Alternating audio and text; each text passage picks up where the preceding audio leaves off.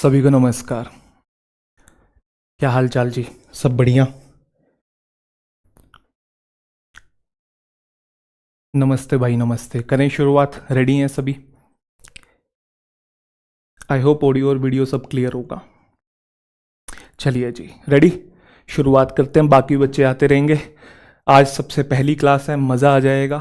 तो हम लोग शुरुआत कर रहे हैं क्लोज टेस्ट की। ये सभी कंपेटिटिव एग्जामिनेशन के लिए यूज़फुल है, मैं पहले आपको बता दूं।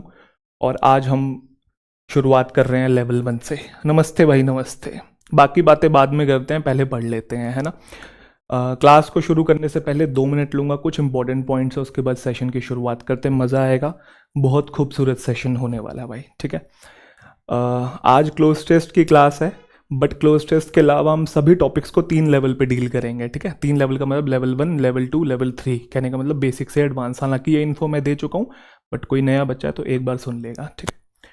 पैराजम्बल्स भी, कॉमन एरर्स भी, रीडिंग कॉम्प्रिहेंशन भी, सेंटेंस इंप्रूवमेंट भी, सारी चीज़ों को बढ़िया डील करेंगे 3 लेवल पे। एक एक चीज़ आपकी बढ़िया हो जाएगी, ठीक है। मॉर्निंग में 9 AM ये क्लास होगी, लाइव क्लास है, रिकॉर्डेड भी आप देख सकते हैं। कुछ बच्चे, मुझे तो समझ में नहीं आता, यूट्यूब पे पूछते हैं, सर ये जो क्लास लाइव होगी इसको रिकॉर्डेड देख सकते हैं? मतलब ये तो बहुत बेसिक सी बात है, मुझे लगता है कॉमन सेंस है कि रिकॉर्डेड देख सकते हैं। मंडे, ट्यूसडे, वेंसडे 3 दिन ये सेशन होगा, ध्यान रखिएगा। इस हफ्ते ट्यूसडे, वेंसडे और थर्सडे हो रहा है, ठीक है। और जिसने क्लोज टेस्ट की ये वाली वीडियो नहीं देखी है, मैं बार बार आपसे रिक्वेस्ट कर रहा हूँ, सेशंस में मज़ा तभी आएगा, क्लैरिटी तभी मिलेगी जो मैं आज करवा रहा हूँ, जब आपने ये वाली भी देख ली होगी। अगर ये नहीं देखी, कोई दिक्कत वाली बात नहीं, फिर भी मज़ा आ जाएगा, फिर भी चीज़ें क्लियर हो जाएंगी, बट ये देख लेंगे तो और क्लैरिटी आ जाएगी, ठीक है जी। शुरुआत करें फिर सेशन की, बाकी आ जाएंगे फिर। रेडी हैं भाई? क्लोज टेस्ट 1 बफर कर रहा है, नेटवर्क इशू है। मेरा तो सही चल रहा है भाई।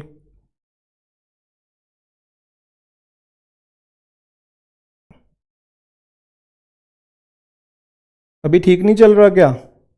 अभी ओके है ना? शुरुआत करूं?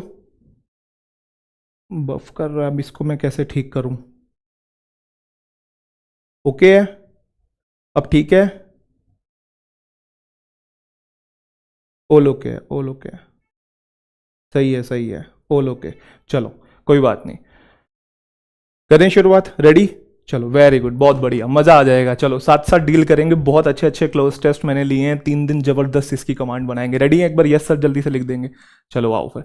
सबसे पहला क्लोज टेस्ट देखो, मैं 1000 बार आपको ये बात बता चुका हूँ, जब भी क्लोज टेस्ट आए, रीडिंग कॉम्प्रिहेंशन आपके सामने आए, कुछ भी आपके सामने आए, पैराजम्बल आए, एक बार नज़र डाला करो जल्दी से। आपके पास 30-40 सेकेंड, एक बार नज़र घुमाएंगे, स्किम करेंगे, फिर साथ साथ सॉल्व करेंगे।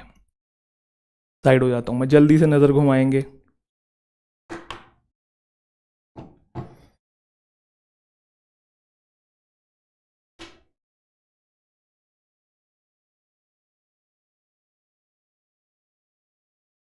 बेसिक आइडिया ले लेंगे बस।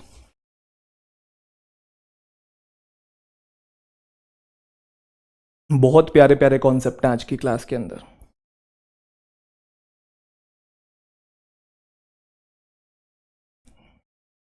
डन लिख देंगे जिसने नज़र घुमा ली है।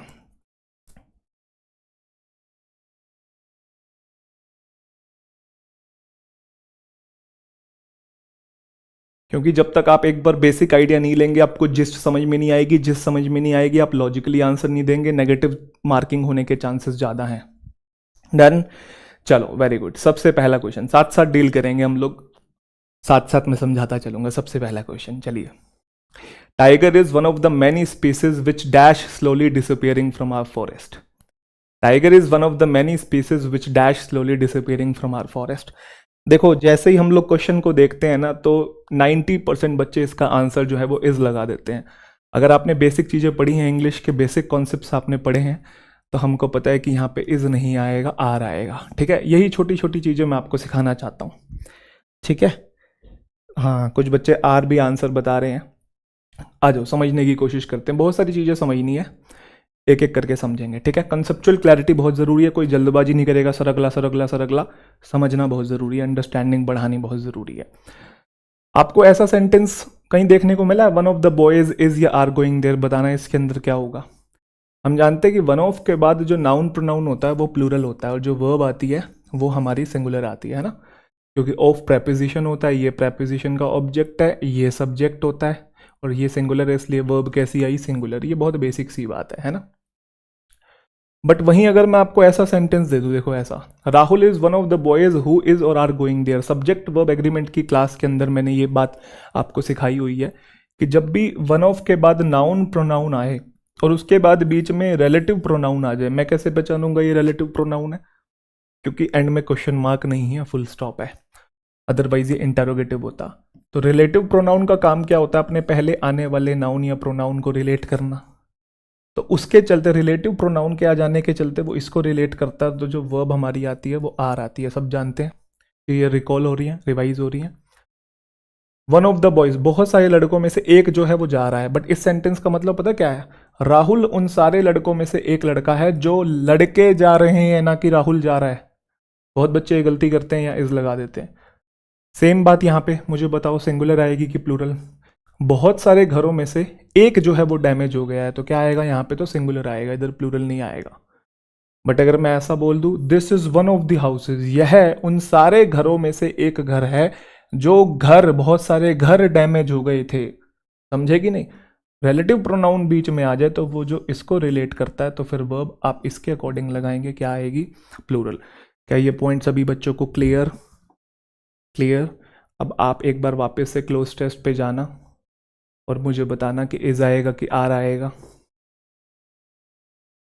हाँ, वेरी गुड, बहुत बढ़िया। देखो, tiger is one of the many species which, आराम आराम से चलना है, विच रिलेटिव प्रोनाउन आया हो ना, तो टाइगर उन बहुत सारी स्पीसीज में से एक स्पीसीज है जो स्पीसीज स्लोली डिसअपियर हो रही है हमारी फॉरेस्ट से।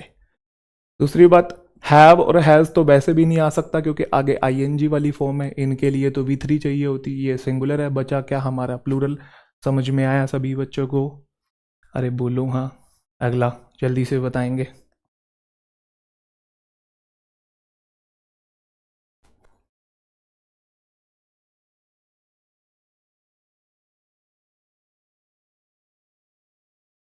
शाबाश, शाबाश। चलिए जी। बट जो ये सतपुड़ा, सतपुड़ा बोलते हैं ना इसे कि सतपुरा है, इंग्लिश में तो पूरा दिख रहा है, वैसे पूरा होता है मेरे ख्याल से, बता देना बाकी आप कमेंट में। जो सतपुड़ा टाइगर रिजर्व है is unique in the dash that a significant increase in the population of tigers has been seen there. मतलब वो यूनिक क्यों है, क्योंकि टाइगर्स की पॉपुलेशन में इंक्रीमेंट देखने को हमको वहां मिला है। अब सीन का मतलब कोई जगह जहां पे कोई इंसिडेंट हुआ है, सिंस हम लोग टाइम के लिए यूज करते हैं, सेंस का क्या मतलब है अभी समझाता हूं, और सेंट्स का मतलब फ्रेग्रेंस से रिलेटेड होता है।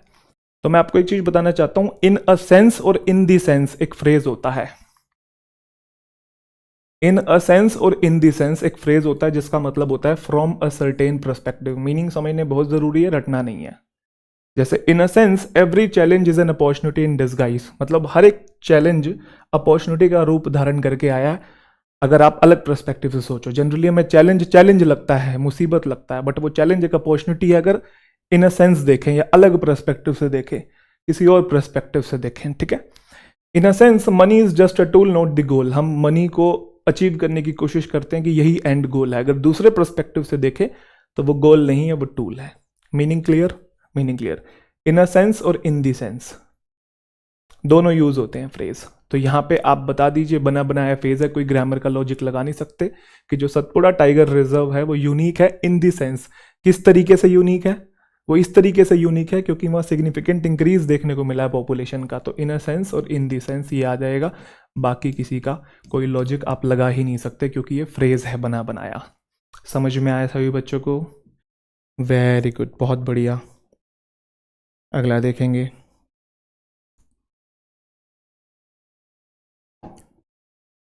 जल्दी, चलो जी। Once upon a time animals जैसे कि लायंस है, एलिफेंट्स है, और जो वाइल्ड बफेलोज हैं और जो बारासिंगा हैं, वो भी वहां पाए जाते थे। कहाँ? सतपुड़ा नेशनल पार्क में। अब आगे बोला animals, animals dash numbers are diminishing to a level that they might face extinction are known as the endangered species. कहने का मतलब वो एनिमल्स जिनके नंबर कम हो रहे हैं इस लेवल तक कि वे विलुप्त हो सकते हैं, ऐसे एनिमल्स को हम लोग बोलते हैं एंडेंजर्ड एनिमल्स या एंडेंजर्ड स्पीसीज। अब यहां क्या आएगा? अब इस बात को समझने के लिए आप दो चीजें समझेंगे। देखो, आप एक चीज समझो, यहाँ पे पहला पॉइंट, कि एनिमल्स जिनके नंबर्स, तो जिनके, जिसके, पोजेशन बताने वाला वर्ड चाहिए। एनिमल जिनके नंबर या जिसके नंबर्स डिमिनिश हो रहे हैं, कम हो रहे हैं, पोजेशन वाला चाहिए, समझना। तो दोस्त तो पोजेशन बताने वाला कुछ होता ही नहीं है। दीज और दोस्त तो डेमोन्स्ट्रेटिव वर्ड होते हैं, है ना। These boys, those boys, these मतलब ये वाले, दोज मतलब वो वाले, तो डेमोन्स्ट्रेटिव वर्ड है, तो ये तो आ नहीं सकता। एनिमल्स दोज नंबर्स, एनिमल्स जो नंबर्स कम हो रहे हैं, ये पढ़ के भी कोई सेंस नहीं बन रहा है, ठीक है। अब ये बचे हमारे पास। यहां पे मैं आपको एक बहुत इंपॉर्टेंट बात बताना चाहता हूं। कहां समझाऊं, यहीं समझा देता हूं। आपने प्रोनाउन की क्लास के अंदर हु हुम पढ़ा है, सबने पढ़ा होगा। देखो, एक होता है हु, एक होता है हुम और एक होता है हुज।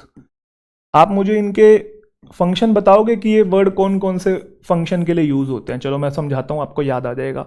क्या हु सब्जेक्टिव केस होता है, यस और नो? बिल्कुल। अब बताओ हुम क्या होता है? हुम होता है ऑब्जेक्टिव केस, सभी जानते हैं। और हुज क्या होता है? इसको हम लोग बोलते हैं पजेसिव एडजेक्टिव। याद है, हम सब ने पढ़ा है ये प्रोनाउन की क्लास के अंदर। ये तीनों के तीनों टर्म्स ह्यूमन बींग्स के लिए आते हैं, ये भी आप बात बहुत अच्छे से जानते हैं, बोलो हाँ, ठीक है। अच्छा चलो, मुझे विच वाले सारे केस बताओ। साथ साथ मैं आपके कॉन्सेप्ट भी रिवाइज करवा रहा हूँ, ठान ठान ठान नहीं कर रहा हूँ, क्योंकि मेरा वो काम नहीं है, सिखाना मेरा काम है, ताकि आपको क्लैरिटी मिले। विच ही सब्जेक्टिव केस होता है, विच ही ऑब्जेक्टिव केस होता है, और इसका जो पजेसिव एडजेक्टिव केस होता है वो ऑफ विच होता है। याद है? याद आ रहा है सबको? चलो, बड़े प्यारे बच्चे, ठीक है। ये नीचे वाले जो विच वाले केस होते हैं, ये आपको पता है, या तो हम यूज करते हैं ये नॉन लिविंग थिंग्स के लिए, है ना, या फिर एनिमल्स के लिए, या फिर बर्ड्स के लिए। याद आ रहा है? हु, हुम, हुज हम लोग यूज करते हैं ह्यूमन बींग्स के लिए, और विच, विच और ऑफ विच हम लोग यूज करते हैं एनिमल्स के लिए, नॉन लिविंग्स के लिए या बर्ड्स के लिए। अब हमें चाहिए पजेसिव एडजेक्टिव, क्योंकि एनिमल्स जिनके नंबर डिमिनिश हो रहे हैं। अच्छा बच्चा, दैट, दैट सिर्फ सब्जेक्ट और ऑब्जेक्ट की तरीके से यूज होता है, ये पोजेशन नहीं बताता है, ठीक है, ध्यान रखिएगा। तो इसको तो यहीं से काटा मार दो। अब यहां पे लिखा हुआ एनिमल्स, उसके लिए तो आना चाहिए था पजेसिव एडजेक्टिव ऑफ विच, लेकिन ऑफ विच तो यहां लिखा नहीं हुआ, खाली विच लिखा हुआ है। तो ध्यान रखिएगा, जब भी आपको पोजेशन बताना हो और रिलेटिव प्रोनाउन की जरूरत हो, और बात हो रही हो एनिमल्स की, बर्ड्स की या नॉन लिविंग की, ठीक है, उसके लिए ऑफ विच पजेसिव एडजेक्टिव आता। अगर वो अवेलेबल नहीं है तो आप हुज का यूज भी कर सकते हो। समझ में आया कि नहीं? इसलिए यहां पे जो आंसर आएगा वो हुज आएगा। एनिमल्स हुज नंबर्स, एनिमल्स जिनके नंबर्स डिमिनिश हो रहे हैं। देखो, हो सकता है कुछ बच्चों ने पढ़ के इंट्यूशन से, गट फीलिंग से भी बता दिया हो, क्लिक हो गया हो, बट हमें कॉन्सेप्ट सीखना बहुत जरूरी है। एग्जामिनेशन में वो काम आएगा। रट्टाफिकेशन और ट्रिक जो है आपकी गलती करवा देगी, नेगेटिव मार्किंग हो जाएगी। समझ में आया? ऑफ विच तो है ही नहीं ऑप्शन में, है ना? क्लियर? जैसे मैंने बोला कि this is the factory of which inauguration is delayed, यही वो फैक्ट्री है जिसका उद्घाटन जो है डिले हो गया। This is the factory of which inauguration is delayed. क्या ये सही है? ऑफ विच फैक्ट्री के लिए आया हुआ है, बट अगर ऑफ विच अवेलेबल नहीं है तो आप हुज भी बोल सकते हो। This is the factory whose inauguration is delayed. समझ में आ गया सभी बच्चों को? तो हुज भी हम लोग यूज कर सकते हैं, क्योंकि ऑफ विच नहीं था। अगला क्वेश्चन जल्दी से बताएंगे।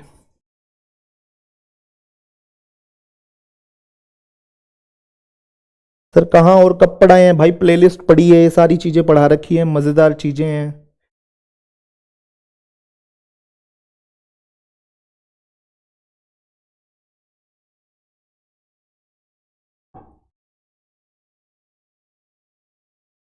चलिए जी, बहुत बढ़िया, बहुत आसान क्वेश्चन है ये भी।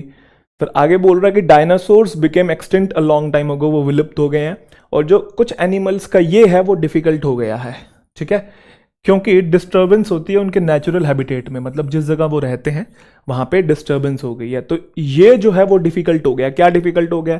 आपको सारे वर्ड्स के कॉन्टेक्स्ट पता होना बहुत जरूरी है। क्या हम बोल सकते हैं सर्वाइवल डिफिकल्ट हो गया है? डेफिनेटली बोल सकते हैं।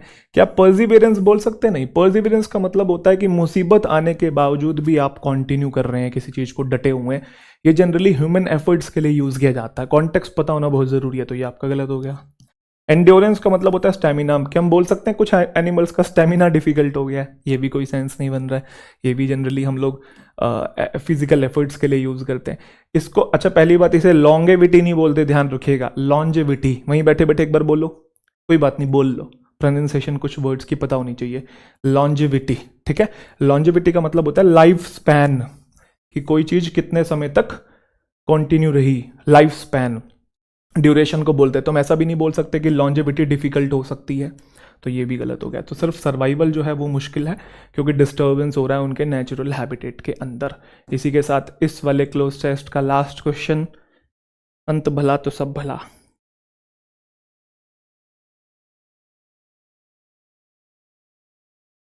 चलिए, in order to protect plants and animals strict rules को इम्पोज किया गया है नेशनल पार्क के अंदर। ह्यूमन एक्टिविटी जैसे कि ग्रेजिंग, ग्रेजिंग का मतलब चराई वगैरह, ठीक है, ग्रास वगैरह खा रहे हैं। पोचिंग का क्या मतलब होता है, अवैध शिकार को हम लोग पोचिंग बोलते हैं। जो पोचिंग हंटिंग जो है और जो कैप्चरिंग हो रही है एनिमल्स की और जो कलेक्शन हो रहा है फायरवुड का या फिर मेडिसिनल प्लांट्स का, ये सारी चीजें क्या है, आर नॉट अलाउड, नहीं है, यही बोलना है। परमिटेड होता तो ये भी सही होता क्योंकि बी की फॉर्म है, उसके बाद आपको V3 चाहिए होगा, ठीक है। These things are not allowed या these things are not permitted होता है, ठीक है, V3 होता तो ये भी सही होता। अरे नोट लिखा हुआ है और बैन भी बोल रहे हो, या तो बोलते आर बैंड, नोट ना लगाते तो सही होता, बट नोट भी बोल रहे हो और बैन भी बोल रहे हो तो गलत हो गया। फिर अप्रूव्ड, अप्रूव्ड होता तो 1% सोच लेते, ये भी गलत हो गया। अलाउड ही आएगा और कोई ऑप्शन नहीं है। बी की फॉर्म के बाद हम जनरली V3 का यूज करते हैं पैसिव कंस्ट्रक्शन में। अलाउड बाय समबडी होगा ना, allowed by the government, allowed by the authority, ये सुनना। चलिए जी, आ जाए अगले वाले पे। मजा आया? देखो थे आसान क्योंकि लेवल 1 है, कल लेवल 2 करेंगे, फिर लेवल 3, उसमें और मजा आएगा, बट धीरे धीरे चलेंगे, ठीक है, कोई जल्दबाजी नहीं है, आराम आराम से सीखते हुए चलें। चलिए जी, नेक्स्ट क्लोज टेस्ट आपके सामने, जल्दी से एक बार नजर डालेंगे, बेसिक रीड लेंगे, फिर 1 बाय 1 सॉल्व करते हैं।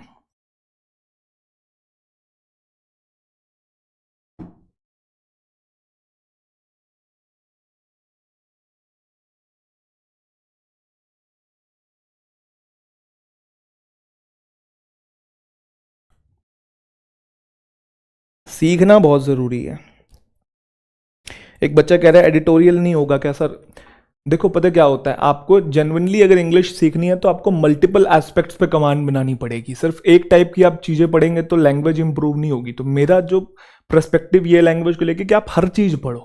तो जैसे मैंने वो करवाया, अब ये करवा रहा हूँ, तो क्या दिक्कत है, आगे चल के पढ़ा देंगे, रिज्यूम कर देंगे, परेशान मत हुआ करो यार, आप बस पढ़ो जो मैं पढ़ा रहा हूँ।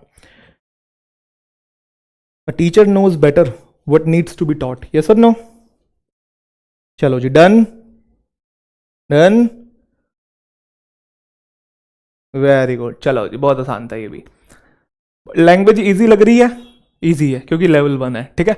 आओ पहला क्वेश्चन,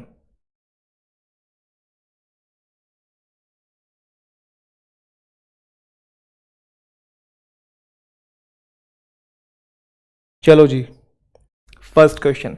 ग्रिम्स की जो फेरी टेल्स है, फेरी टेल्स क्या होता है, ये वो मैजिकल स्टोरीज जो होती हैं, समझ गए, जैसे कि वो सिंड्रेला और स्नो वाइट है। सिंड्रेला कौन सी है और कौन सी है, विक्रम बेताल, अगर मैं इंडियन कॉन्टेक्स्ट की बात करूं तो ये फेरी टेल्स होती हैं। तो ग्रिम्स की जो फेरी टेल्स है ये एक फेमिलियर नेम है। ब्रदर्स की बात की जैसे कि जैकब है और विल्हेम ग्रिम जो है ये बॉर्न हुए जर्मनी सिटी ऑफ हनाउ में 1785 एंड 1786 डैश। अब समझना इस चीज को, देखो आंसर यहां पे सिर्फ और सिर्फ रेस्पेक्टिवली आएगा और कोई आ भी नहीं सकता, कारण उसके लिए रेस्पेक्टिवली समझना पड़ेगा। रेस्पेक्टिवली का मतलब होता है उसी ऑर्डर में जो ऑर्डर मेंशन किया गया है, in the same order as mention. जैसे जॉन, लीजा एंड मार्क ने स्कोर किया 90, 85 और 80 रेस्पेक्टिवली। जैसे ही रेस्पेक्टिवली लिख दिया इसका मतलब यह है कि जॉन भैया ने इतना स्कोर किया, लीजा दीदी ने इतना किया और मार्क अंकल ने इतना किया। ठीक है जी, समझ में आया सबको? ऐसे ही जो फर्स्ट, सेकंड और जो थर्ड प्राइजेस है, मतलब in the same order as mentioned. जो फर्स्ट, सेकंड, थर्ड प्राइजेस है वो राहुल, प्रिया और सैम को गया। तो फर्स्ट मिला राहुल को, सेकंड मिला प्रिया को और थर्ड मिला किसको, सैम को, रेस्पेक्टिवली। तो यहां पे अगर आप क्वेश्चन देखेंगे तो और कुछ जा ही नहीं सकता कि जो ब्रदर्स हैं जैकब और इसका दूसरे ब्रदर का नाम है विल्म ग्रिम, ये पैदा हुए इस जगह पे 1785 और 1786 रेस्पेक्टिवली। सेम ऑर्डर बताना है। तो जैकब हुआ इस वाले ईयर में, और ये वाला बंदा विल्हेल्म जो हुआ 1786 में रेस्पेक्टिवली। यहाँ कुछ सेलेक्ट नहीं करना है, कुछ एक्टिव नहीं होना है, कुछ कलेक्ट नहीं करना है। बोलो हाँ, इंटरेस्टिंग। चलिए जी, अगला क्वेश्चन।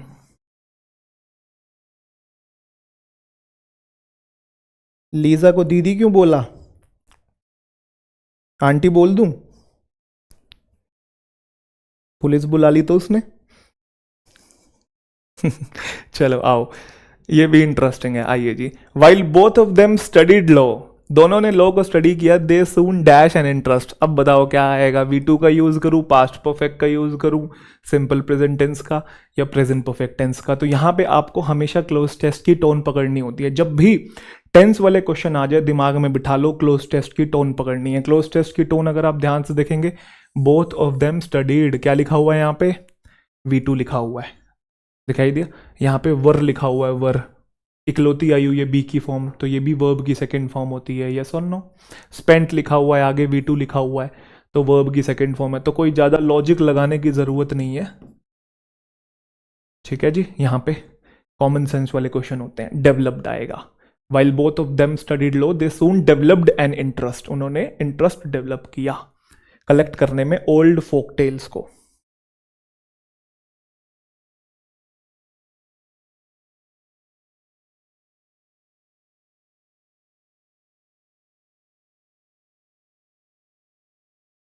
ये भी आसान है। चलिए, फोक टेल्स क्या होता है? फोक टेल्स बेसिकली ऐसी कहानियां होती हैं जो जनरेशन टू जनरेशन पास होती चली जाती हैं, ठीक है।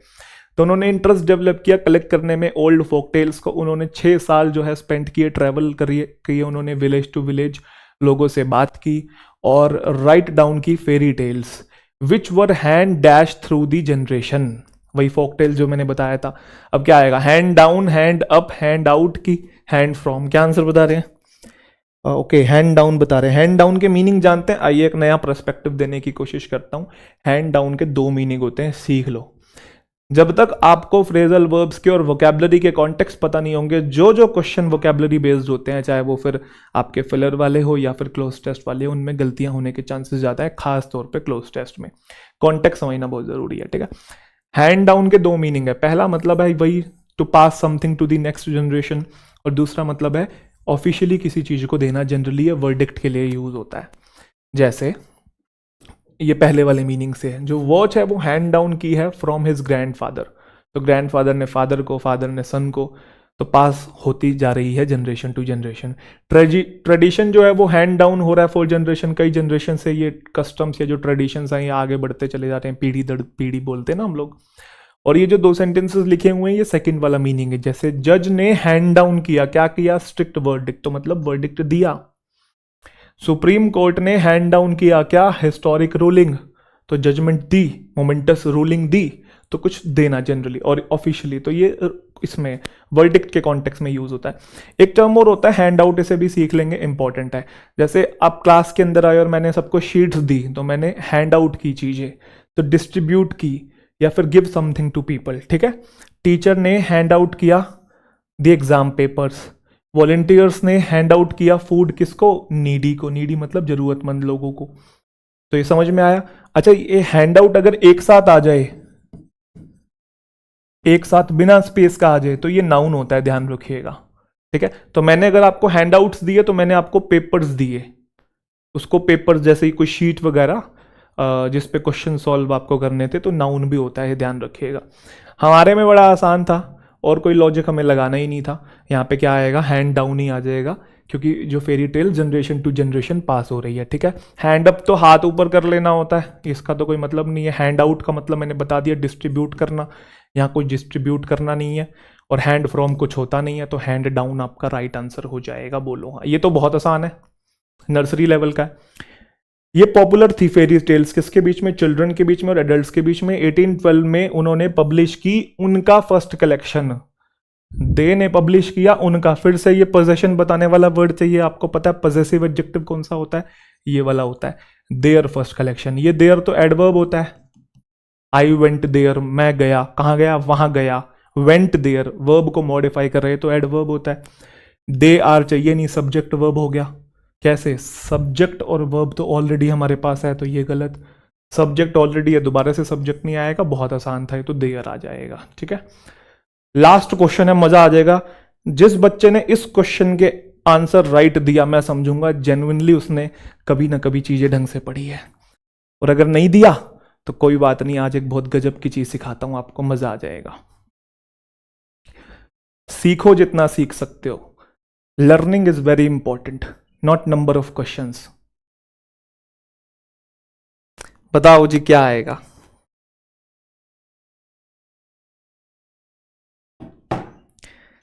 वाह भाई वाह, शाबाश। कुछ कह रहे हैं बी और कुछ कह रहे हैं डी। क्या आप जानते, ये वो वाले तो नहीं हो सर, उई उई हो रही है सर, उई उई हो रही है सर, फील आ रही है, ये वो वाले तो नहीं है? लॉजिक पता है? चलो लॉजिक सीखने की कोशिश करते हैं। उसने क्या बोला, सब्सिक्वेंटली जो बोथ दी ब्रदर्स हैं, दोनों ब्रदर्स हैं वो एक्टिव हो गए लिबरल पॉलिटिक्स में, खास तौर पे जो मूवमेंट थी फ्रीडम ऑफ प्रेस की, उसके अंदर जो है वो एक्टिव हो गए। पहली बात तो कैजुअली एक्टिव तो होंगे नहीं वो, ठीक है, और वर्चुअली, वर्चुअली का मतलब होता है रिमोटली, रिमोटली जैसे आप मुझसे वर्चुअली पढ़ रहे हैं, फिजिकली प्रेजेंट नहीं है, ठीक है, तो दूर दूर से बैठे बैठे कौन एक्टिव होता है भाई, तो ये भी गलत हो गया। तो या तो स्पेशली या स्पेशली, आओ इसके बीच का डिफरेंस समझने की कोशिश करते हैं, बहुत इंपॉर्टेंट है, कई बार ये आ चुका है, इसको अच्छे से सीख लो और इसको घोट लो, दिमाग में बिठा लो। ठीक है जी, ये वाला जो स्पेशली होता है बिना ई वाला, इसका हम यूज करते हैं किसी स्पेसिफिक पर्पज के लिए। ठीक है, जैसे ये जो ड्रेस है ये बनाई गई है खास तौर पे उसकी वेडिंग के लिए, तो कोई स्पेशल ओकेजन हो गया, कोई खास पर्पज हो गया कि वेडिंग के लिए ही बनाई है ये वाली ड्रेस, बर्थडे के लिए नहीं बनाई, एनिवर्सरी के लिए नहीं बनाई, समझ में आ गया, दिवाली के लिए नहीं बनाई, खास तौर पे। ये जो केक है इसको बेक किया गया स्पेशली तुम्हारे बर्थडे के लिए। केक तो हर ओकेजन पे जनरली काटा जाता है, जैसे वैलेंटाइन पे भी कुछ लोगों ने काटा होगा, काटा है सर हमारा ही कटा है खैर, jokes apart, this cake was specially baked for your birthday. तो खास तौर पे जब किसी स्पेसिफिक पर्पस या ओकेजन के लिए हम कोई टर्म यूज करते हैं तो स्पेशली। उसके बाद स्पेशली, इसका मतलब होता है पर्टिकुलरली मोर देन अदर्स, जब बहुत सारों में से खास तौर पे किसी एक की बात करनी हो, बहुत सारों में से खास तौर पे किसी एक, पर्टिकुलरली किसी की बात करनी हो, तो हम यूज करते हैं स्पेशली। जैसे आई लव ऑल फ्रूट्स, मुझे सारे पसंद है, मुझे मैंगो भी पसंद है, एप्पल भी पसंद है, बनाना भी पसंद है, सब पसंद है, लेकिन खास तौर पे सबसे ज्यादा जो पसंद है वो मैंगोस। तो बहुत सारों में से जब किसी एक को चूज करते हैं, पर्टिकुलरली मोर देन अदर, दूसरों से ज्यादा। आई लाइक ऑल डेजर्ट्स, मुझे सारा, जो डेजर्ट्स मतलब मीठा खाने के बाद जो खाते हो, मुझे मूंग दाल का हलवा भी पसंद है, मुझे गुलाब जामुन भी पसंद है, मुझे रबड़ी जलेबी भी पसंद है, मुझे सब पसंद है, बट खास तौर पे चॉकलेट केक पसंद है। तो बहुत सारों में से जब एक की बात करें, ठीक है। चलो अब आप मुझे बताएंगे इन दोनों में कौन सा सही है और कौन सा नहीं, फर्स्ट में क्या आएगा और सेकंड में क्या आएगा, देखूं जरा क्या सीखा। साथ साथ इंप्लीमेंटेशन जरूरी है, साथ साथ।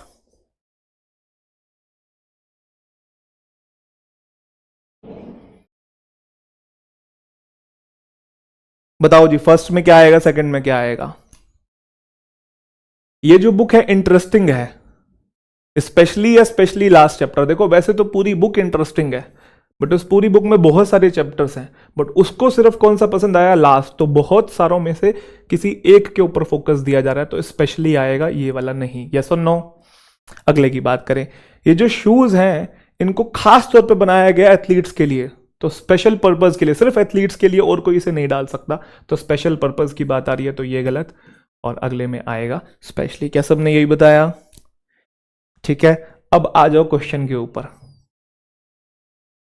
अब आप मुझे बताओ यहाँ क्या आएगा, चलो देखते हैं। इन 1812, नहीं ये तो हो गया ना, यहां से था। सब्सिक्वेंटली जो दोनों ब्रदर्स हैं वो एक्टिव हो गए लिबरल पॉलिटिक्स में। अब लिबरल पॉलिटिक्स में तो बहुत सारे मूवमेंट्स होते हैं, बट वो कौन से मूवमेंट में एक्टिव हुए, जो फ्रीडम ऑफ प्रेस की, क्योंकि वो राइटर्स थे ना एक तरीके के। समझ में आया कि नहीं?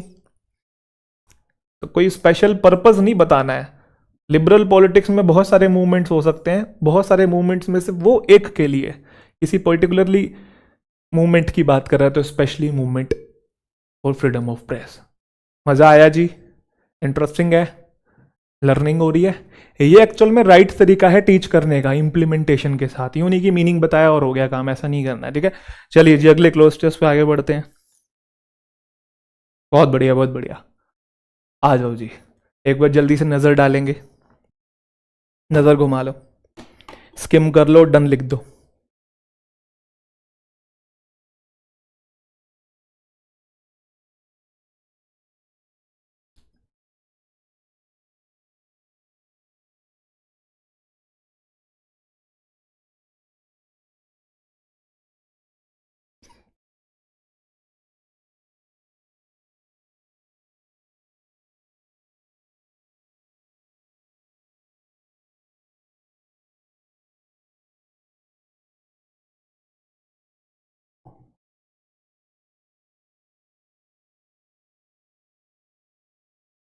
एक कह रहा है मैं चला नहाने, बाद में देखूंगा, तो बता क्या रहा है भाई फिर? नहीं हम क्या पानी गर्म करके बाल्टी रख के जाएंगे क्या तुम्हारे लिए?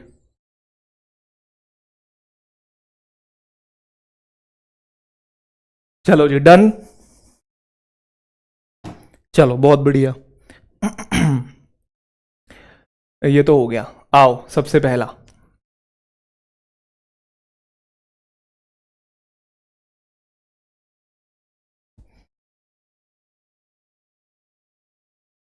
इतना प्यार करता है भाई मुझसे। बिना बिना नहाए गुरुजी को देखने आ गया है। चलो, meals are not just about nutrition, they are dash cultural. तो हम लोग जानते हैं, देखो मील्स जो है वो कल्चरल है। तो देखो बोला है कल्चरल, कल्चरल हो गया एडजेक्टिव, एडजेक्टिव को जो मॉडिफाई करेगा वो होगा एडवर्ब। बोलो हाँ। डीप आपका एडजेक्टिव होता है, वो वाली पॉजिटिव डिग्री है। ये कंपैरेटिव डिग्री है, ये भी एडजेक्टिव होता है, ठीक है। जैसे डीप नॉलेज है, डीप ओशन है, तो ये एडजेक्टिव होता है, ये भी एडजेक्टिव है। डेप्थ जो होता है वो नाउन होता है, ठीक है। किसी चीज में डेप्थ है, she speaks with depth with preposition depth, उसके बाद ऑब्जेक्ट है तो वो नाउन है। तो डीपली ही एडवर्ब है, और कुछ नहीं यहाँ पे आ सकता। तो मील्स जो है वो न्यूट्रिशन नहीं है, वो डीपली कल्चरल है। तो सी आपका राइट आंसर है।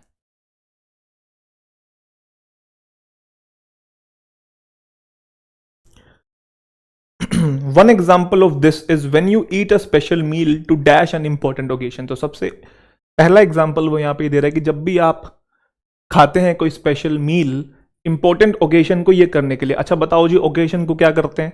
ओकेशन में शोक मनाते हैं? बताओ भाई, इंपॉर्टेंट ओकेशन है, उस दिन आप शोक मना रहे हैं। लेमेंट का मतलब होता है रोना धोना, अपलोड का मतलब होता है ताली बजाना, ताली भी नहीं बजा रहे हैं आप। एडुलेट का मतलब होता है किसी की तारीफ बहुत ज्यादा करना। तो आप खाना खा रहे हैं किसी की तारीफ करने के लिए नहीं, रिजॉयस करने के लिए। ओकेजन को रिजॉयस किया जाता है, मतलब रिजॉयस का मतलब होता है सेलिब्रेट करना, ठीक है जी। तो यही आपका राइट आंसर हो जाएगा। तो when you eat a special meal to rejoice an important occasion. अगला देखेंगे, इन जापान ये क्या है? काट्सुडोन एक पॉपुलर चॉइस है, विक्ट्री मील है एक तरीके की। जापान में ओकायू राइस पॉरेज है, ये ट्रेडिशनल डिश होती है रिकवरी की, when you are under the dash. बहुत बढ़िया, ईडियम बेस्ड क्वेश्चन है। ये ट्रेडिशनल डिश है रिकवरी के लिए। रिकवरी मतलब आपको चोट लगी है, आप एक तरीके से बीमार हो, ऐसे वाला सेंस है ना, जब आप रिकवर कर रहे हो। तो when you are under the dash, तो मैं बताना चाहता हूं अंडर द वेदर एक ईडियम होता है जिसका मतलब होता है जब आप सिक फील कर रहे होते हो, फीलिंग सिक, बीमार होते हो। तो रिकवरी कब होगी? जब आप बीमार होगे, तभी आपको ये चावल दिए जाएंगे, खिचड़ी टाइप कह लीजिए एक तरीके का। अंडर प्रेशर का मतलब तो आप लोग जानते ही हैं कि स्ट्रेस्ड फील कर रहे हैं। तो स्ट्रेस से ज्यादा अप्रोप्रिएट वेदर वाला है, यस और नो। अंडर टेबल का मतलब होता है सीक्रेटली, चोरी चोरी चुपके चुपके आप कुछ ले रहे हो, illegally under the table money लेते हैं, ब्राइब लेते हैं, तो कुछ ब्राइब। अंडर द कोल्ड कुछ होता ही नहीं है, तो अंडर द वेदर ही आएगा और कुछ नहीं आएगा, ठीक है जी। Made by cooking rice with plenty of water. तो इस डिश को बनाया जाता है राइस को पका के बहुत सारे पानी के साथ, और ये जेंटल मील है, मतलब हल्का हल्का खाना है ये। ऑफन सर्व किया जाता है हॉस्पिटल्स के अंदर, बहुत बढ़िया। और ये ऑफर करता है comfort and dash for the body. तो हॉस्पिटल में कैसा खाना मिलता है? फीका, ब्लैंड, इंसिपिड खाना मिलता है। हालांकि वो इंसिपिड होता है, फीका होता है, टेस्टलेस है, लेकिन हमारी बॉडी के लिए अच्छा होता है। तो आपको पता है एंड के इधर कंफर्ट लिखा है तो इधर भी कुछ पॉजिटिव वर्ड चाहिए होगा, यस और नो। चलिए, डिस्ट्रेस का मतलब होता है सफरिंग, तो ये तो आ नहीं सकता है, तो नेगेटिव वर्ड हो गया, हमें पॉजिटिव वर्ड चाहिए। अब ये तीनों पॉजिटिव हैं, यस और नो। अब आप मुझे बताओ कि जो आंसर आप बता रहे हो वो ही क्यों आएगा। कुछ बच्चे ईज कह रहे हैं, देखो मैं जो क्लासेस ले रहा हूं ना, जितने भी मैंने आज तक कभी भी आपको कुछ पढ़ाया है, मेरा पर्पज ये नहीं होता कि सिर्फ मैं आंसर बताऊं और अगले क्वेश्चन पे चला जाऊं। मेरा हमेशा से पर्पज ये रहता है कि स्टूडेंट ये सीखें कि ये जो है, जो आंसर नहीं है वो क्यों नहीं है। तब तक आपकी अंडरस्टैंडिंग डेवलप नहीं होगी, वो रियल लर्निंग है जब तक आपको दूसरों के कॉन्टेक्स्ट पता होंगे, लॉजिक पता होगा, ठीक है। प्लेसिड इसलिए नहीं आएगा क्योंकि प्लेसिड जो है हम नेचर के लिए यूज करते हैं, इमोशंस के लिए यूज करते हैं। जैसे लेक के लिए आप लोग यूज कर सकते हो, प्लेसिड लेक है, शांत ठहरा हुआ पानी है, ऐसा ना कॉन्टेक्स्ट पता होना बहुत जरूरी है। यहाँ बॉडी की बात हो रही है। पीसफुल भी नहीं आएगा, पीसफुल जनरली इन्वायरमेंट के लिए हम लोग यूज करते हैं। यहाँ बॉडी को कंफर्ट देने की बात हो रही है, आराम देने की बात हो रही है, तो पीसफुल नहीं आएगा। बचा क्या, ईज। ईज का मतलब होता है रिलीफ, आराम, शांति पहुंची शरीर को, आराम मिला, तो कंफर्ट एंड रिलीफ या कंफर्ट एंड ईज हो जाएगा, ठीक है। चलो जी अगला देखते हैं, ये भी अच्छा क्वेश्चन है।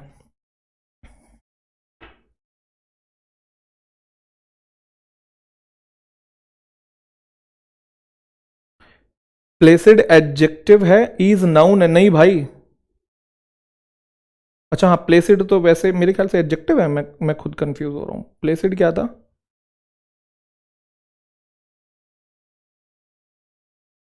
हाँ, प्लेसिड एडजेक्टिव होता है, बिल्कुल सही। यहां हमें नाउन की जरूरत थी, बहुत अच्छा, वेरी गुड, शाबाश। चलो जी इसके अंदर देखते हैं। ड्यूरिंग विंटर मेमोरीज जो है, being bedridden with a cold come to mind, मतलब वो बेड पे लेटा हुआ है और उठ नहीं पा रहा है उससे, और ठंड लग रही है, तो उसकी मेमोरीज जो है उसके दिमाग में आ रही है। फिर आगे उसने एक मेमोरी को रिकॉल किया, ध्यान से देखो। I dash a slightly over heated room, मुझे याद आ रहा है एक ओवर हीटेड रूम जिसमें स्टीमिंग केटल है, स्टोव पे पड़ी है, और हेज ऑफ फीवर है। हेज ऑफ फीवर का मतलब होता है फीवर की वजह से आपका जो ब्रेन फॉग नहीं हो जाता, दिमाग धुंधला धुंधला, समझ में नहीं आता, काम करने का मन नहीं करता, थकावट सी होती है, थॉट्स में क्लैरिटी नहीं होती, उसे फीवर का हेज कहते हैं, ठीक है। तो उसको एक मेमोरी याद आ रही है, ये पूरी मेमोरी उसने डिस्क्राइब की है। फीवर की वजह से वो कभी कभी तो बहुत ज़्यादा गर्मी फील कर रहा है और कभी कभी उसे स्लाइटली चिल्ड ठंडा फील हो रहा है, तो उस मेमोरी को क्या कर रहा है, रिकॉल। तो मेमोरी को रिकॉल किया जाता है और कुछ नहीं। रेकन का मतलब होता है किसी चीज़ को कंसिडर करना, तो यहाँ कुछ कंसिडर नहीं करना है, मेमोरी को रिकॉल करते हैं, ठीक है। रीक का मतलब होता है कोई चीज़ बदबू से भरी हुई है, rig with something, rig with unpleasant smell, तो यहाँ बदबू की बात नहीं है। रीगल का मतलब होता है शाही, रॉयल, है ना, रीगल, रीगल कोर्ट, शाही दरबार, तो यहाँ ऐसी भी कोई बात नहीं हो रही है, तो आंसर रिकॉल हो जाएगा। इंटरेस्टिंग, समझ में आ रहा है, क्लैरिटी हो रही है? अरे बोलो हाँ, ठीक है। With the cold, with the cold का मतलब मैं ठंडी की बात कर रहा है, ठीक है। चलो जी आओ अगला देखते हैं।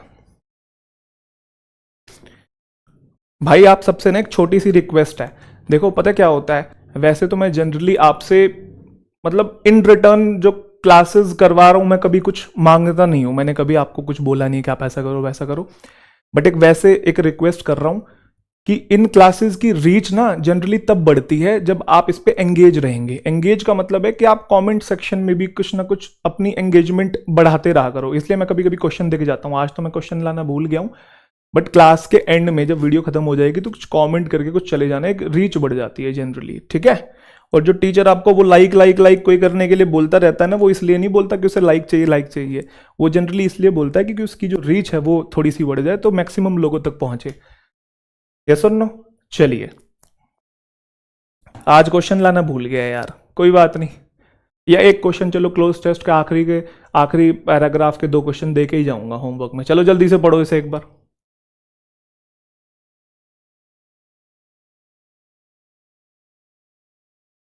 कॉन्टेक्स्ट कैसे याद होंगे, एक बच्चा पूछ रहा है। जो आप वो कैब की लिस्ट रट लेते हो ना कि इसका मीनिंग ये है, इसका मीनिंग ये है, इसका मीनिंग ये है, इसका मीनिंग ये है, जो आपने लिस्टें याद कर रखी है, जब तक आप उन्हें सेंटेंस के साथ पढ़ना नहीं सीखोगे, सेंटेंस के साथ पढ़ना शुरू नहीं करोगे, तब तक कॉन्टेक्स्ट समझ में नहीं आएगा। चलो जी नजर डाल ली, चलो जी आओ। सबसे पहला, the air around us dash, देखो बिल्कुल आसान करवा रहा हूं, आज लेवल 1 है, कल बढ़ाएंगे लेवल और परसों तो बिल्कुल गर्दा उड़ा देंगे। The air around us dash various types of unwanted particles. Air around us, अब देखो ये तो आएगा नहीं और ये आएगा नहीं क्योंकि एयर सिंगुलर है, ठीक है। अब आप मुझे बताओ कि हैज ही क्यों आएगा और इज क्यों नहीं आएगा? कारण, क्योंकि ध्यान रखिएगा जो इज है ये बी की फॉर्म है। बी की फॉर्म कौन कौन सी होती है? Is, am, are, was, were, be, been, being. और ये हैव की फॉर्म है, कौन कौन सी होती है? हैज, हैव, हैड, ठीक है। Has, have, had. देखो बी की फॉर्म हम तब यूज करते हैं जब कोई चीज हो, जैसे आई एम अ टीचर, मैं टीचर हूं, I am a teacher, be की फॉर्म है एम। बट मैंने कहा आई हैव अ बुक, अब मैंने हैव की फॉर्म यूज की है, यहां पे इसका मतलब है मेरे पास कुछ है। आई एम अ टीचर, मैं कुछ हूं, आई हैव अ बुक, मेरे पास कुछ है, ठीक है। तो कुछ होना वो बी की फॉर्म है, पोजेशन होना तो वो हैव की फॉर्म है। तो एयर में various types of unwanted particles हैं, पोजेशन बताना है, एयर में ये है इसलिए हैज आएगा, ठीक है। रीजन उसके पीछे ये होता है। तो air around us has various types of unwanted particles होते हैं, जैसे कि स्मोक, धुआं होता है, डस्ट, धूल होती है, और पोलन। पोलन क्या होता है? ये एक फाइन पाउडर होता है फ्लावर्स का जिसमें मेल रिप्रोडक्टिव सेल होता है, ठीक है। पोलन, बॉटनी किसी ने पढ़ी है या 10th तक साइंस पढ़ी है तो पोलन सुना होगा आपने, ठीक है। तो ये सारी चीजें होती हैं। वेन वी इनहेल, जब हम सांस लेते हैं तो जो पार्टिकल्स हैं वो ये हो जाते हैं, किस में हो जाते हैं? हेयर में। वो हेयर जो प्रेजेंट है कहाँ पे? हमारी नेजल कैविटी में। ये नेजल कैविटी क्या है? ये जो नाक के अंदर, आपको उंगली नहीं डाल रहा हूं, वैसे बता रहा हूं, ये जो होलो स्पेस आपको दिखाई, अजीब सा ही लग रहा है, ये जो नाक के अंदर होलो स्पेस आपको दिखाई दे रहा है ना, इसको नेजल कैविटी बोलते हैं, जिसमें टाइनी हेयर होते हैं। और वो टाइनी हेयर इसलिए होते हैं ताकि जो धूल मिट्टी है आपके लंग्स तक ना पहुंच जाए, तो उसको वहीं पे वो फंसा लेते हैं, ठीक है। इसके अंदर म्यूकस भी होता है। अब यहाँ पे वैसे एक बहुत फनी बात है लेकिन मैं बोलूंगा नहीं। आओ, तो जब हम इनहेल करते हैं जो पार्टिकल्स है वो हेयर में ये हो जाते हैं। तो हेयर में टेक नहीं बोल सकते, टेक इनका मतलब होता है एब्जॉर्ब करना। तो वो अपनी मर्जी से कुछ एब्जॉर्ब नहीं करते हैं, इंटेंशनली एब्जॉर्ब नहीं करते हैं, तो टेक इन गलत। लोस्ट का मतलब खो जाते हैं पार्टिकल, कहीं छुपे हुए हैं, ऐसा भी नहीं है, खो जाते हैं। रिलीज का मतलब तो बाहर निकालना हो गया, यहां तो बालों के अंदर फंस जाते हैं ये बोलना है, तो ये भी गलत, ट्रैप आएगा, ठीक है। जब हम सांस लेते हैं तो जो पार्टिकल्स हैं वो ट्रैप हो जाते हैं हेयर में, वो हेयर जो कि प्रेजेंट है हमारी नेजल कैविटी में। अगला,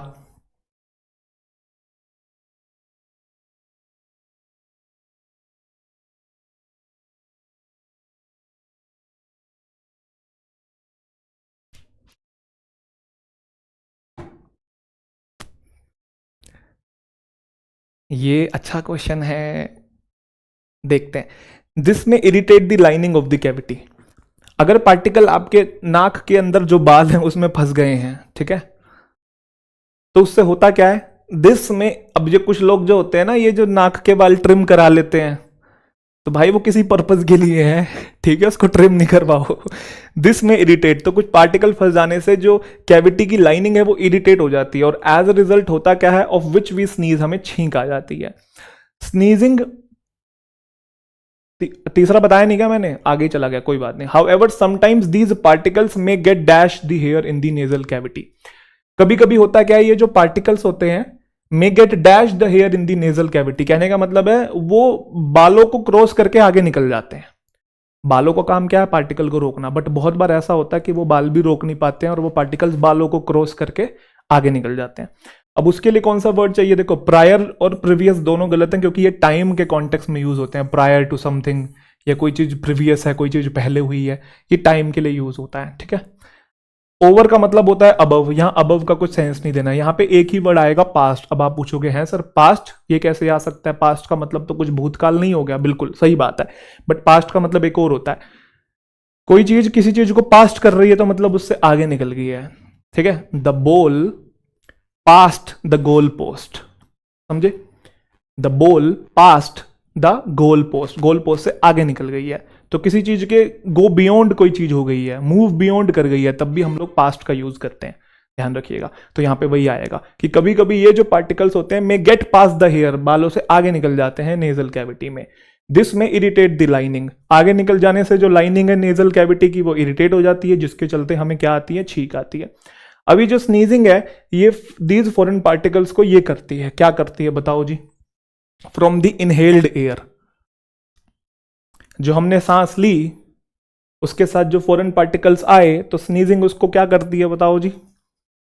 चलो रिड ऑफ होता तो सही होता, गेट रिड ऑफ समथिंग का मतलब छुटकारा पाना, मतलब छींक आने से फिर वो पार्टिकल्स बाहर आ जाते हैं, ठीक है, और पार्टिकल्स के साथ और भी बहुत कुछ बाहर आ जाते हैं चलो इसको हटा देते हैं।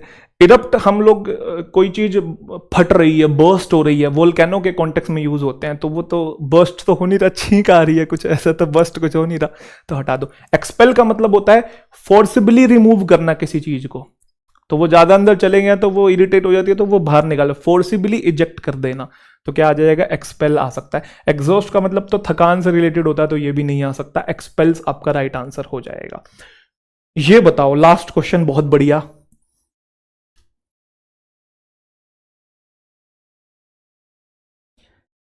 एक आधा पता नहीं कोई क्या कर रहा है, हाउ टैकी, छी, ये लड़कियां ही होंगी।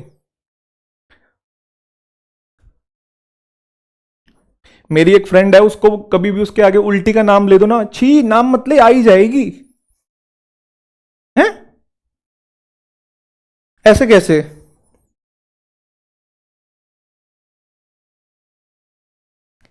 चलो पीपल आएगा कि पर्सन्स आएगा, पीपल आएगा कि person. When you sneeze you should cover your nose so that the foreign particles you expel. अच्छा आपने एक चीज और नोट करी, मैं जनरली आपको बोलता हूं कि क्लोज टेस्ट को एक बार पहले रीड करो, बहुत बार क्या होता है किसी जगह पे जो आंसर आना होता है वो हमारे क्लोज टेस्ट में ही मेंशन होता है, देखो यहाँ पे एक्सपेल ऑलरेडी लिखा हुआ है, तो आपको ये चीज क्लैरिटी मिल गई थी, कभी डाउट हो रहा हो तो, कभी नहीं समझ में आ रहा तो चीजें आप आगे पढ़ लिया करो, उससे भी हिंट मिल जाता है, ठीक है, इसलिए बोलता हूं। चलो तो पहले तो हम पीपल और पर्सन्स के बीच में डिफरेंस समझेंगे, क्योंकि वंस और ह्यूमन तो यहाँ पे गलत है, क्योंकि कह रहा है जब आप स्नीज करते हो तो आपको कवर कर लेना चाहिए अपना नोज, ताकि जो फॉरेन पार्टिकल्स आपने बाहर निकाले वो कोई और इनहेल ना कर ले या किसी और के द्वारा इनहेल ना कर ले, तो किसी और के द्वारा या दूसरे लोगों के द्वारा इनहेल ना किया जाए, जनरली प्लूरल टर्म चाहिए हमको यहाँ पे, ठीक है ना, कि दूसरे आसपास जो लोग हैं, कोई एक पर्सन थोड़ी, आसपास जो लोग हैं वो इनहेल ना कर लें, तो वंस नहीं आ सकता, वंस के लिए आपको रेफरेंस चाहिए, ठीक है, जैसे आई हैव, कैसे एग्जांपल दूं मैं आपको वंस का, जैसे कॉन्टेक्स्ट क्यों नहीं याद आ रहा मुझे, वंस जनरली प्रोनाउन होता है, प्लूरल प्रोनाउन होता है, ये इससे पहले कोई ना कोई बात होनी चाहिए, these are, there are four ones, मेरे को कॉन्टेक्स्ट याद नहीं आ रहा यार वंस का कोई, मैं आपको कैसे एग्जांपल दूं, अभी स्ट्राइक नहीं कर रहा मुझे वंस का, इसको 1% के लिए आप साइड में छोड़ दो, ठीक है। वंस वैसे मैं बता देता हूं, अभी स्ट्राइक नहीं कर रहा, अगली क्लास में बता दूंगा। वंस हम जनरली तब यूज करते हैं जब इससे पहले किसी की कोई बात हो रखी हो, उसको वंस करके रेफर करते हैं। वंस बेसिकली एक तरीके का दे की तरह काम करता है, ठीक है, ये प्रोनाउन होता है, प्लूरल होता है, तो दे आप जनरली कब यूज करते हो, जब पहले किसी की प्लूरल की बात हो रखी हो तभी तो दे यूज करते हो ना, तो ऐसे ही वंस भी इसी तरीके का होता है, तो इसलिए ये तो गलत हो गया, क्योंकि पहले किसकी बात हो रखी है हमें पता नहीं है, कोई रेफरेंस नहीं है। ह्यूमन सिंगुलर है, पीपल और पर्संस की बात करें, अब पीपल और पर्संस को समझे तो पीपल एक जनरल टर्म है जो ग्रुप ऑफ ह्यूमंस के लिए यूज होता है, ये कॉमन यूसेज है, आम बोलचाल की भाषा में जब भी लोगों की बात करनी है तो आप पीपल की बात करोगे, जैसे बहुत सारे लोगों ने अटेंड करा, बहुत सारे लोगों ने अटेंड करा, क्या अटेंड करा, इवेंट को अटेंड करा, जनरल बात हो रही है। जो लोग थे पार्क के अंदर वो एंजॉय कर रहे थे वेदर, किस किस इंसान की बात हो रही है या कौन से लोगों की बात हो रही है, इन जनरल लोगों की बात हो रही है। She loves meeting new people, नए लोगों से मिलना पसंद है, तो जनरल कॉमन यूसेज में हम लोग पीपल यूज करते हैं। बट पर्सन जो है वो थोड़ा फॉर्मल वर्ड है, लीगल है और स्पेसिफिक है, जैसे only 3 person were allowed inside, specific बात हो रही है, सिर्फ 3 ही अलाउड है। Only authorised person can enter, देखो आज से पहले आप पीपल और पर्सन को ऐसी धड़ल्ले से जब जो मर्जी यूज करते आ रहे थे, यस और नो, बट ऐसा नहीं है, इनके भी कॉन्टेक्स्ट है। ऑथराइज्ड पर्सन जो है वो एंटर कर सकते हैं, तो यहां पे फॉर्मल कॉन्टेक्स्ट में या लीगल सेंस भी आ रहा है। पुलिस ने अरेस्ट किया 3 पर्सन को, स्पेसिफिक भी आ रहा है और लीगल सेंस भी आ रहा है।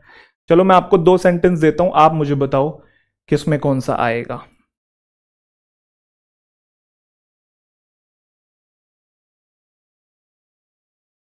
जल्दी से बताएंगे।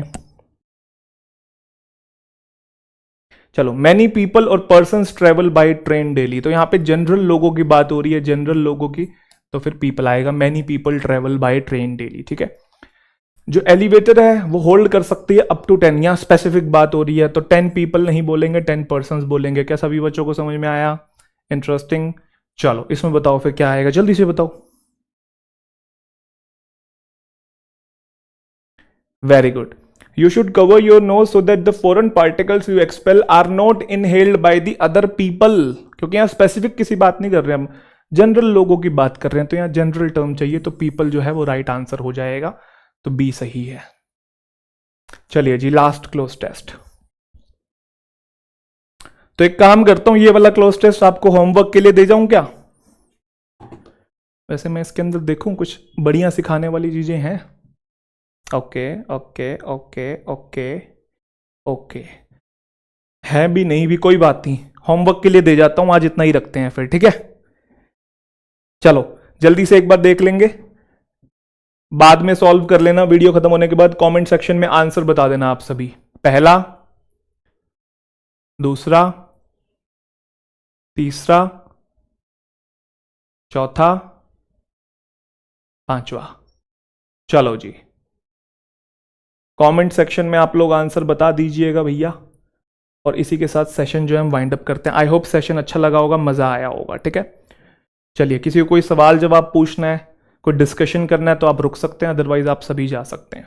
एक वो वाली स्लाइड आ गई थी तो बता ही देता हूँ, सामने आ गई थी, तो कोई बच्चा ऐसा है जो बेसिक से एडवांस तक इंग्लिश का कंप्लीट कोर्स पढ़ना चाहता है मुझसे, तो आप मेरी एप्लीकेशन से भी पढ़ सकते हैं, ठीक है। डिस्क्रिप्शन में लिंक मिल जाएगा, वेबसाइट भी, एप्लीकेशन भी है। ये सारे जो एस्पेक्ट्स हैं इंग्लिश के मैंने बिल्कुल जीरो से लेकर एडवांस लेवल तक कवर कर रखे हैं। एसएससी, बैंक, डिफेंस, किसी भी एग्जाम की आप प्रिपरेशन कर रहे हैं, अपना गोल सेलेक्ट कीजिए और आप एनरोल कर सकते हैं। दूसरी बात, कंप्लीट कोर्स के साथ ये प्रीमियम फीचर्स आपको फ्री ऑफ कॉस्ट मिलेंगे। हैंड रिटन नोट्स की ई बुक, डेली वोकैब बूस्टर का फीचर, मॉक टेस्ट। एक बार आप डाउनलोड करके नजर डाल लीजिए कि क्या क्या कंटेंट है, कैसे कैसे प्रीमियम फीचर है, ठीक है। फिर भी कोई डाउट आ रहा है, चीजें समझ में नहीं आ रही है, तो इस नंबर पे आप व्हाट्सएप कर सकते हैं। कूपन कोड चाहिए जब आप परचेज करना चाहते हो, तो नेक्स्ट लेवल लगा लीजिएगा, 10% जो है ऑफ हो जाएगा, ठीक है। चलो, तो अब थोड़ा सा डिस्कशन कर लेते हैं और उसके बाद फिर सेशन को वाइंड अप करते हैं। बाकी जिन्होंने जाना है वो जा सकते हैं। हाँ, कमेंट सेक्शन में सबने आंसर बता के जाना है, ठीक है, क्लास के बाद जब ये खत्म हो जाएगी वीडियो। पास्ट की पास्ट फॉर्म पास्ट ही होती है भाई। सर एक क्लास में पार्ट्स ऑफ स्पीच कैसे जानते हैं? लास्ट लेटर को देख के बता दिया। अच्छा, सफिक्स वाली आप बात कर रहे हैं, चलो बता दूंगा। वैसे मैंने रिसेंटली नहीं, कुछ टाइम पहले मैंने एक क्लास करवाई थी पार्ट्स ऑफ स्पीच की आइडेंटिफिकेशन की। किसी ने देखी है? 3 सेशंस लिए थे मैंने। जिस बच्चे को पार्ट्स ऑफ स्पीच की आइडेंटिफिकेशन में दिक्कत आती है, तो एक सेशन है अभी, उसका नाम है identify parts of speech the easiest method. आप लिख दीजिएगा पार्ट्स ऑफ स्पीच आइडेंटिफिकेशन, आगे मेरा नाम लिख देना, यूट्यूब पे वीडियो आ जाएगी। और उसके 3 वीडियोस हैं, तीनों वीडियोस को अच्छे से देख ले, चाहे स्पीड बढ़ा के देख लें। पार्ट्स ऑफ स्पीच में क्लैरिटी आ जाएगी, कौन से वर्ड का क्या पार्ट्स ऑफ स्पीच होता है, कैसे पहचानते हैं। उसके अंदर काफी डिटेल में मैंने पढ़ाया है आपको। आती है दिक्कत आप लोगों को? एडिटोरियल क्यों नहीं हो? अरे भाई, एक टाइम पे एक ही चीज हो सकती है। और फिर मैंने बोला कि मल्टीपल एस्पेक्ट कवर करने जरूरी हैं। अभी ग्रामर पढ़ाया, रीडिंग करवाई, अब प्रैक्टिस करवा रहा हूं, फिर आगे चल के कुछ और करवाऊंगा, फिर दोबारा वो ले आऊंगा, तो हर चीज कवर करनी है मेरे भाई। जैसे आप एक बात बताओ, आपका क्या सिलेक्शन सिर्फ इंग्लिश पढ़ने से होगा? नहीं। क्या सिर्फ मैथ्स पढ़ने से होगा? नहीं। सारे सब्जेक्ट्स की कहीं ना कहीं इक्वल इंपॉर्टेंस है। ऐसी किसी एक सब्जेक्ट में भी जितने भी टॉपिक्स हैं उनकी कहीं ना कहीं इक्वल इंपॉर्टेंस होती है। इक्वल नहीं कह सकता, तो 80-20 तो होती ही होती है। तो यहाँ पे हमने अभी रीडिंग करी, कितने अच्छे अच्छे टॉपिक्स पढ़े रीडिंग के। अच्छा, पहली बात, जब मैं वो पढ़ा रहा था तब तो बच्चे पढ़ते नहीं है, और जब अब वो खत्म होगी, नई सीरीज शुरू कर दी, तो अब उसकी डिमांड करने लग जाते हैं, ठीक है। वही वाली बात है, जब जो चीज हमारे पास नहीं होती है ना, हमें तब उसकी कदर ज्यादा होती है। कॉन्टेक्स्ट कैसे याद होगा? वोकैब को कॉन्टेक्स्ट के साथ पढ़ना होगा। जो शीट्स मैंने दी हुई हैं टेलीग्राम पे, वो पढ़ी हुई हैं आपने? वोकैब वाली पढ़ी हैं? किस किस ने पढ़ी हैं? और जो एप्लीकेशन से पढ़ रहे हैं वहां पे भी मैंने शीट्स दी हुई हैं, उनको तो मैंने पढ़ा भी रखा है वोकैब को कॉन्टेक्स्ट के साथ। तो कॉन्टेक्स्ट पढ़ना बहुत जरूरी है दोस्तों। How to do best in CPO mains, अब पूछ रहे हो जब बिल्कुल पास आ गया है। और बेस्ट का क्या मतलब होता है? बस जो आपने पढ़ा है, जो आपके टीचर ने सिखाया है, उसी को अपना बढ़िया तरीके से इंप्लीमेंट करके आइए। दूसरी चीज पता क्या होती है, जब एग्जामिनेशन पास आने वाला होता है ना तो हम पैनिक कर जाते हैं। रीजन क्योंकि हमें डाउट रहता है कि हमारा होगा कि नहीं होगा, कहीं हमारी मेहनत जो है पूरे साल की खराब ना हो जाए, आता है दिमाग में। बट मैं आपको ये बात बताना चाहता हूं, जैसे आप एग्जामिनेशन में बैठेंगे ना वो डर खत्म हो जाएगा, आप मोमेंटम में आ जाएंगे। जैसे आपका इंटरव्यू है कोई या इंपॉर्टेंट डे है, और जब तक वो हुआ नहीं होता है ना, जब तक उसकी शुरुआत नहीं हुई होती, तब तक एंग्जाइटी रहती है, कोई कितना भी बड़ा इंसान क्यों ना हो या कोई कितना भी कॉन्फिडेंट इंसान क्यों ना हो। मेरे सामने भी कोई ऐसा इवेंट है जो मेरे लिए इंपॉर्टेंट है, जिसपे मैंने मेहनत की है, जब तक वो होगा नहीं, उसके 5 मिनट शुरू होने से पहले तक भी मेरे को थोड़ा सा डर रहेगा। बट जैसे ही उसकी शुरुआत होगी, अपने आप ही जो बॉडी है, जो माइंड है, मोमेंटम में आ जाता है और फ्लो में वो चीज हो जाती है। तो डरो मत यार, मेहनत की है तो वो मेहनत खराब नहीं जाती है, ठीक है, वो अपने आप एक फ्लो आ जाएगा। बाकी पहले शॉर्ट क्वेश्चंस को जितना हो सके डील करना, लॉन्ग क्वेश्चंस को बाद में डील करना। सीयूटी के लिए देख सकते हैं भाई, कोई दिक्कत नहीं है। Sir can you please make one video of all grammar rules. वो तो बहुत बड़ी वीडियो हो जाएगी, उसके लिए तो एक सीरीज ही पूरी की पूरी चलानी पड़ेगी। I will try. अभी मेरा काफी सारा प्लान है, वैसे बहुत सारा प्लान है कंटेंट अपलोड करने का और क्लासेस लेने का। तो आप रेगुलरिटी के साथ बस जुड़े रहिए, क्लासेस लेते रहिए, ठीक है। अभी देखो मैं आपको एक चीज बताता हूँ, अभी यहाँ कितने बच्चे हैं, 326 है, चले गए अभी वो भी। आज जितने रेगुलर थे ना, अभी आप देखना 2-4 दिन बाद कितने रेगुलर होंगे, नहीं होंगे बिल्कुल भी। मुझे पता है, वो पहले दिन जोश रहता है जब भी कोई नई चीज शुरू होती है, उसके बाद जोश खत्म हो जाता है। बट जो एंड तक टिका रहता है, जो आखिरी बॉल पे भी छक्का मार दे, समझे, वही विजेता है, विक्ट्री उसी की है। तो कंसिस्टेंसी बनाए रखें आप भी, ठीक है।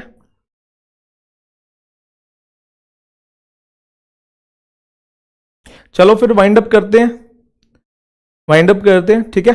कल की क्लास में मिलते हैं लेवल 2 के साथ, बढ़िया क्वेश्चन करेंगे, ठीक है। कोई आप और जनरल सवाल तो पूछ नहीं रहे,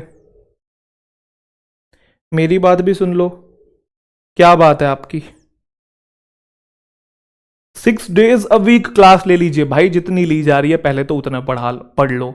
दूसरा पॉइंट ये कि अभी ये पहले 5 दिन ही चल रही थी, अभी 3 दिन की है, क्योंकि मैं सोच रहा हूं कि वीकेंड पे आपके लिए गाइडेंस वाली वीडियोस और इंग्लिश से रिलेटेड बढ़िया वीडियोस जो है मैं रिकॉर्ड करके अपलोड करूं। तो और भी मेरा बहुत कुछ प्लान है।